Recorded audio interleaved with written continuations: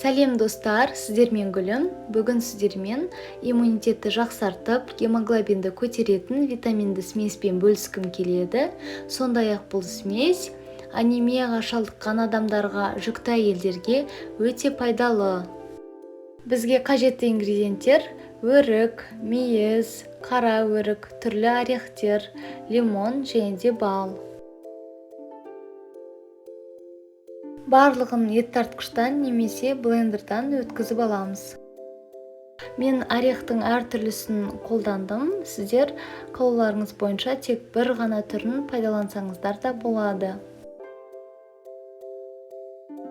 Барлығын ет тартқыштан өткізіп болған соң бал салатын боламыз. Бал менде қою болғандықтан микроволновкада ерітіп алдым.